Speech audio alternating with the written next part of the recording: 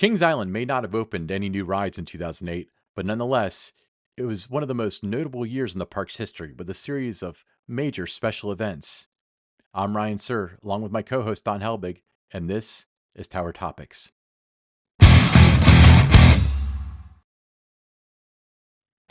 Tower Topics is a podcast for Kings Island fans by Kings Island fans because that's who we are and that's who we care about.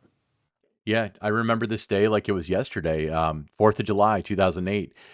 So let's start from the beginning. Share with us how the idea for having Rick Wallenda come out to the park and do another walk in favor of his family. Like, how did that idea come to be? Well, it wasn't our idea at the park. What happened was Memorial Day weekend, Robbie Knievel had done a motorcycle jump over 24 Coke Zero trucks, garnered a lot of attention internationally. And Rick Wallenda was sitting at home and he, watched that on CNN or Good Morning America or one of those national networks and picked up the phone and called and said, "Hey, I'd like to do a Highwire walk at your park. My grandfather, did it and was talking about those kind of things and why he wanted to do it. And, there wasn't any, major new attraction that year. So Knievel kind of kicked off what was going to be a year of events and, we just thought, why not? There had been um, a relationship with some of the people at the park when they had worked at Americana. They had worked with the Wallenda family, so they knew what they were about. I had worked with the Wallenda family when I was with the Cincinnati Mighty Ducks, knew what they were about, and just thought this would be a great event for the park's guest. So why 4th of July? Well, the Fourth of July came up because we saw Knievel was the Memorial Day weekend. So we thought we would do some major things on those holidays. Fourth of July was open, so that made sense to do Rick Lindo at that point. And then as we look toward Labor Day, that's when the Brady Bunch came back to celebrate the 35th anniversary of celebrating the episode that they filmed at the park. So it was just those holidays, the start to summer season, middle of the summer season, at the end, and that's why the Fourth of July was picked. Yeah, very interesting.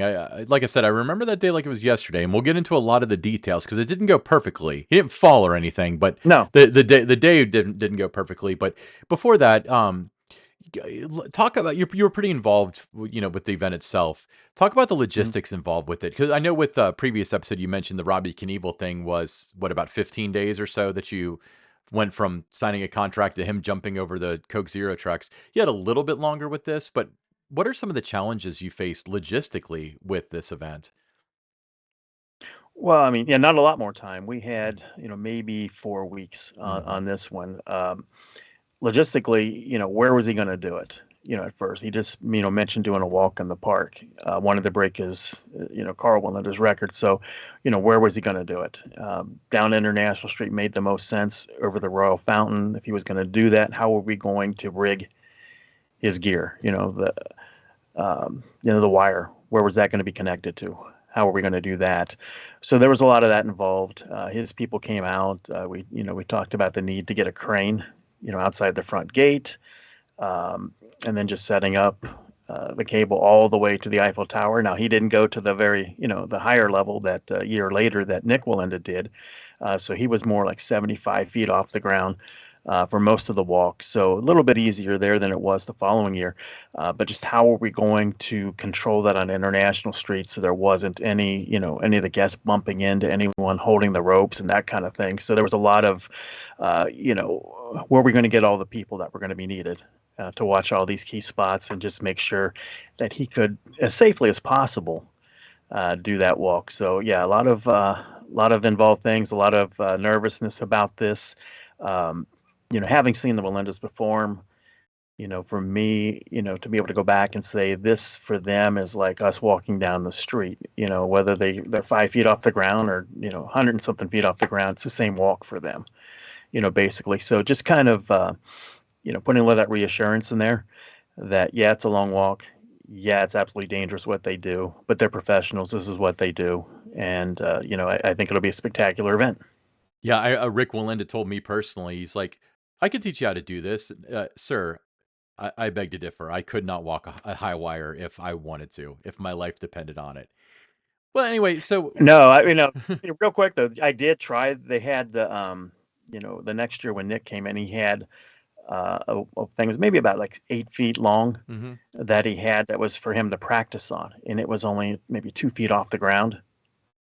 I couldn't even go like 2 feet before I was ready to fall, come off the thing. So yeah, it's definitely a skill that they had that no one else does, It or has to else be everybody really would do it. rough on your feet, regardless of the super lengths that he did. I imagine just standing on that would just really dig into your feet. He had special shoes, I remember, that were like ballet shoes, and then he had like slip-on shoes Hmm. that were special that went over it to protect those shoes for when walking around. But still, I mean, I'd hate to be that guy's podiatrist. But Yeah, so then you've got that bar you were holding too. I mean, think about that. That bar was almost like 40 pounds. That you're trying to balance yourself with that as well. So you have to have a lot of strength in your forearms. yeah, but Rick wasn't the first Wallenda of the Flying Wallendas to walk at Kings Island. Carl Wallenda, which was his father, correct? Like great grandfather. Great It was in oof. that. Yeah, it was like grandfather, great grandfather, something along those lines. It Yeah, so wasn't it wasn't at like the closest you can get to being, related to him. well, So all it the was it was Wallendas it do was this stuff, they so were all in the It was all in the family. I don't know the exact, what yeah. connection Well, he had, but there was anyways, definitely the tie into Carl Wallenda. yeah, so Carl walked in 1974. That was Coney Mall though, right? If I recall correctly? Yeah, he came from Coney Mall to the Eiffel Tower, the 50-foot level of the Eiffel Tower, Okay, and he so was walking more up. So he started like down low and kind of walked up. but oof, that would almost be worse. I'm having chills thinking about this day. But so he broke his grandfather. I guess grandfather's what we have in the notes. I think that We'll go. sounds correct. We'll go with the grand. We'll go with grandfather. It sounds, that's the easiest. So did he make mention breaking his grandfather's record distance record as part of his motive to do this? Well, you saw, with Robbie Knievel that Robbie's father, Evil, had done, the motorcycle jump at Kings Island. So there was that father son kind of a connection there. So him wanting to do it at Kings Island, he wanted to tie into the family history with the park. So that's why he made the call, because he could have done this almost anywhere, but it wouldn't have had the same storyline, without the bloodlines there that had done it before at the park.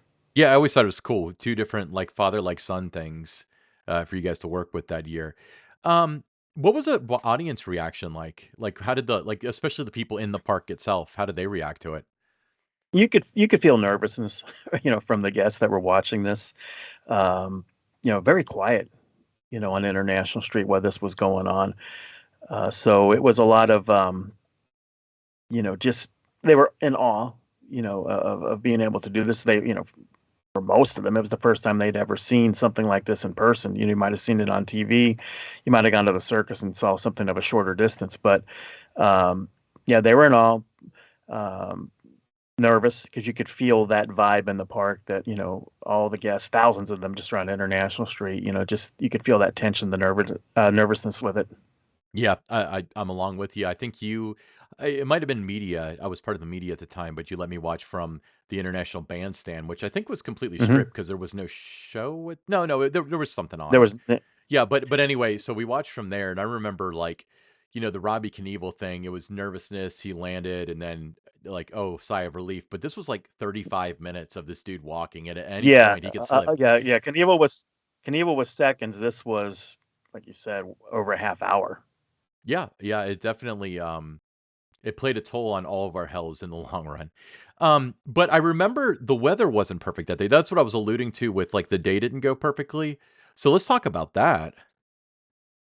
Yeah, there had been rain at different times during the day. We had a contingency plan that we would do it the next day if it was still raining at the time that he was going to do this, because obviously he can't go up there if it's pouring down rain and high winds and all of that. So we were closely monitoring the weather forecast, and it cleared up about a couple hours before the walk, and he was able to get it done at the time we had originally scheduled. So Don, going off like the kind of what we had discussed about talking about here, but I want to make sure because 2008 was a long time ago now. So I want to set the scene for people who don't know. So Rick Wallenda, I think a lot of people remember Nick Wallenda the year later because Hmm. he was at like 300 feet or 200 and he was up at the top of the Eiffel Tower essentially. Rick was at the 50 or so, but he walked down from kind of where the flagpole is, just outside the park, all the way to the 50. All right, so that was a long walk. And then he wanted to set the record. It was supposed to be hours and hours later that he would walk down, turn around, and then walk back. That was what the record breaker was going to be. But the rain pushed it back, so he did both of those walks pretty close to each other. And I remember you He telling me did. about, the heavy like balance thing. I wish I knew the term for it. I would have looked it up, but like he couldn't move his arms down because he was holding it so long. Like, do you remember something like that? I do, yes, and that was something that he had mentioned that was gonna happen, Hmm. going that distance. Because most of the time when they do something like this, again, they're performing in, like, a circus or, some kind of an indoor venue, and they're going about 50 to 75 feet. They're about 20, 30 feet off the ground. They might have 4 or 5 other people doing it with them at the same time, getting on each other's shoulders, those kind of things. So this was a, 100% different type of walk than he had ever done. Oh yeah, yeah. I felt for the guy. And well, I guess when we get into Nick Wallenda, we'll kind of talk about how they differentiate personality wise because Nick was like a normal guy, like really easy to get along with. Rick was really nice too, but you could definitely see the carney in his eyes. Like he was definitely what you'd expect for somebody that chose this as a profession, or In the some, yeah, the profession so chose him would be more accurate because of the family in lineage. some ways, he kind of reminded me of Johnny Depp, playing Jack Sparrow in Pirates of the Caribbean. The way he would yell like "Hold the ropes," that kind of thing. And so yeah, but he definitely had the carny to him more so than Nick did. Nick just looked like everybody else and acted like everybody else. But Rick was a little bit more. You would be able to look at him and say he's in. This is what he does. This He's a man, stuntman. this man is in the circus. Yeah, Yeah, he's a stuntman. Exactly. I remember you did. It wasn't exactly a press conference, but you had a Q and A for the media up at the top of the Eiffel Tower, and somebody said like, "Well, what's the maximum threshold for wind before you can't do the walk?" And he just like licks his finger and holds it up, and it's like he just plays it by ear.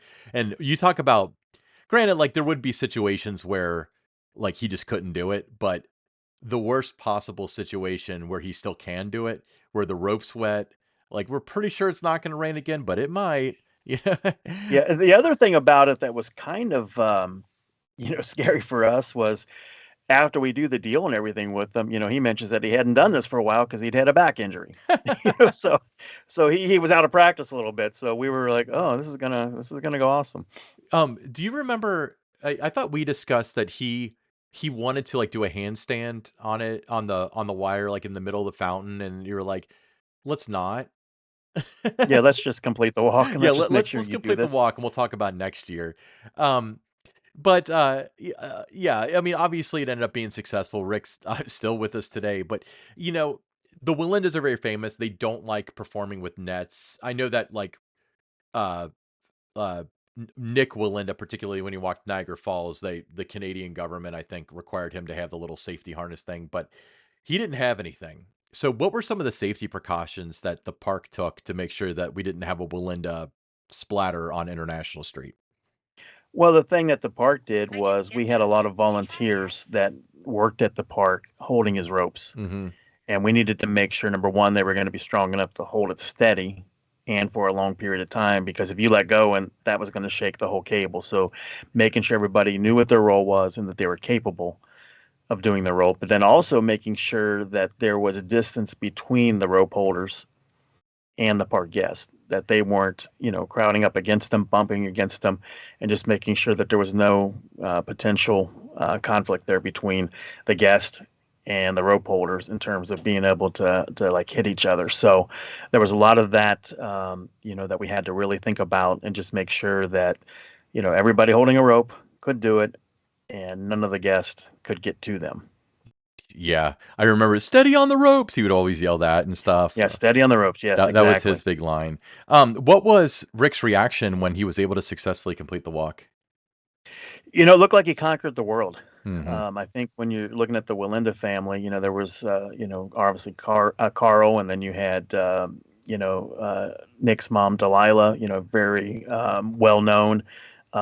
Nick was pretty well known. Not too many people knew Rick. So it was like this was his moment, his chance to get some attention. Like he'd been denied that. It felt like that. He Mhm. never talked about it, but it felt like, that he felt that he was as good as everyone else and was never talked about. So I think it was like he conquered the world with that. He was excited about it, and he should have been. I mean, it was something that was an amazing stunt. He really accomplished something no one had ever done before. There was a lot of risk involved with it, and he put himself on the map with the other Wallendas. Yeah, I remember, kinda distinctly that, when he got off, didn't they have, like, a big pyro explosion, like a concussion, and then confetti came down or streamers came Hmm. down or something? What if that Yeah. scared him and he fell backward? You ever thought about that? That was my No, thought. he knew it was coming. Yeah, he knew it was coming. He and his crew were part of that whole, structuring the whole event, how it was going to go, what the announcements were going to be, when those announcements were going to be made, just so he knew what to prepare for. There was going to be nothing that was going to startle him from the time he started until the very end. Do you was there anything that was kind of like not necessarily like an odd request, but anything that you wouldn't know that the average person wouldn't think of that he had asked for as far as distractions or anything like that?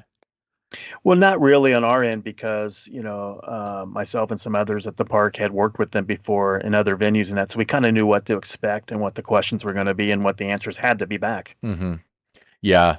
Like I said, he didn't strike me as, the type that was super tough to work with, but of course, with this particular one, I did have the opportunity to meet him several times, but it wasn't like I hung out with him for a week and a half like Robbie Knievel, so I didn't feel like I knew him nearly as well. No, I took him around, the different stations in Cincinnati, Dayton. I think we went up to Columbus, and Mhm. he was fine. With it, very confident he was going to make it.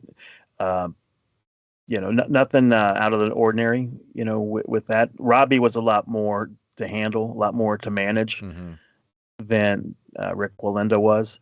But he had never been in this situation where it was. I think it might have surprised him a little bit about how much attention we were able to garner for this event.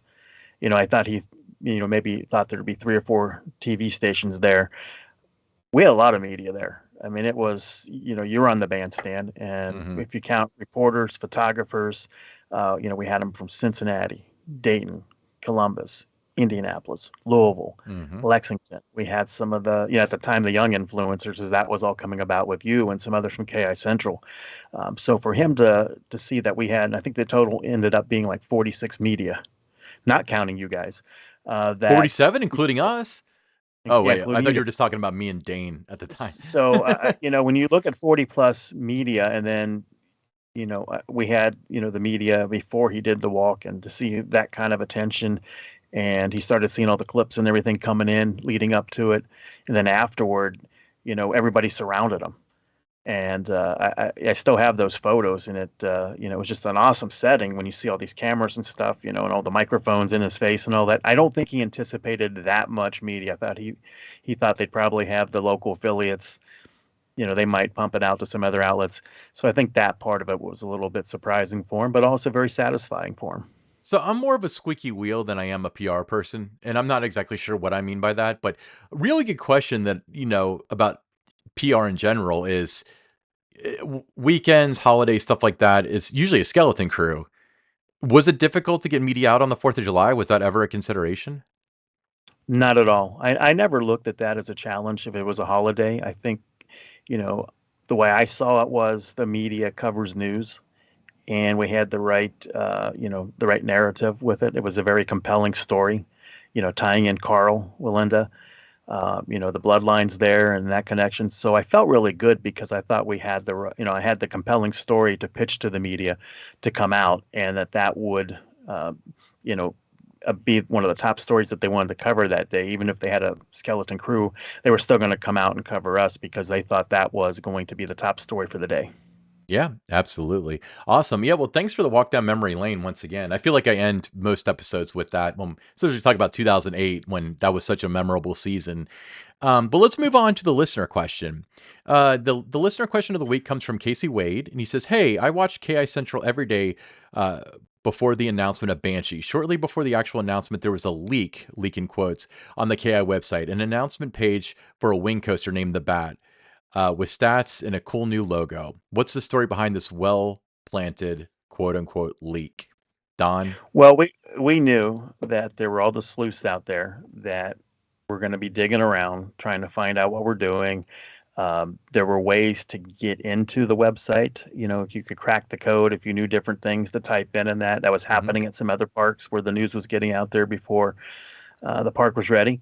So knowing that a number of people were going to be digging around, we set it up to where they would find a staging site, and we created a logo, called it the VAT, and put in all the stats for a wing coaster. We took Gatekeeper and just kind of changed some of the numbers around a little bit with what those, for length of track, the number of inversions, the speed, and that, and just had it there, knowing that somebody was going to come across it, and they did. And I remember looking at KI Central, and it was all over the place, and everyone's talking about it, and getting excited about it. It took them um, off the trail of what we were going to do. And a couple days later, announcing Banshee, and everyone thought when we got up on the stage it was going to be the Bat, and then it wasn't. And there was that element of surprise that is so hard to do today when you're making announcements because everybody kind of knows what you're doing. So we really felt good about ourselves for being able to keep what we were doing a secret up. There might have been a few people that started to find out before we announced, but not many knew. So that was kind of the reason behind that. But at the same time, the fact that we heard people after the announcement coming up going, "This is really cool what you're doing," but there was a little part of me that was hoping the bat would come back in Mm. some fashion. We really liked that logo that was on the website, so that gave us, something to think about. And then at the end of August that year was kind of the anniversary of when the bat was announced back in 1980, King's on the original bat, that we kind of thought we could use that anniversary date as a way to kind of retheme what was Flight Deck at the time.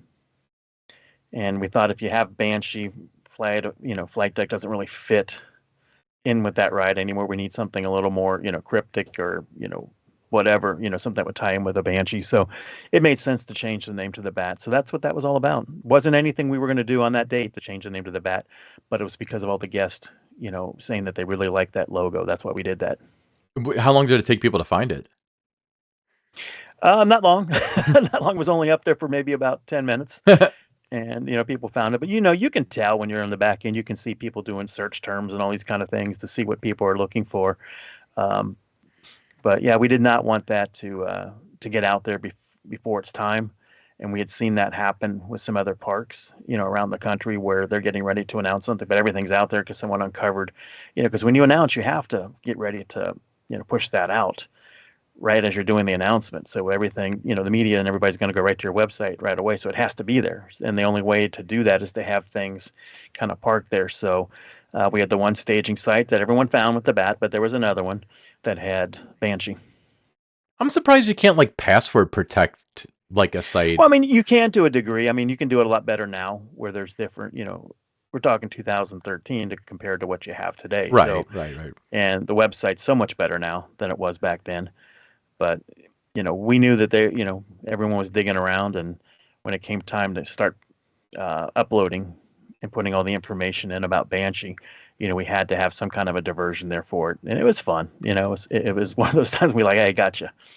I remember, um, what didn't Greg Scheid on the announcement make the joke, like, "Time to let the cat out of the bag," or as I like to say, "the bat out of the cage." Everyone was Yes, like, "Hmm." exactly, exactly, Yeah, I remember exactly being like that. pretty sure that the project was what it ended up being, and then I saw that and I was like, if I'm wrong about this, like, I need to rethink everything, you know? But, yeah, it was really cool. I love Banshee, so I'm glad. I mean, at this point, I'm glad we got Banshee instead of a wing coaster, but we have a coaster to look forward to in the future, presumably, maybe, unless that's a flash in the pan, like a stand-up coaster. But, yeah, very cool. Yeah, thanks for sharing that information. Hey, I'm Ryan Sir, along with Don Helbig, and this is Tower Topics.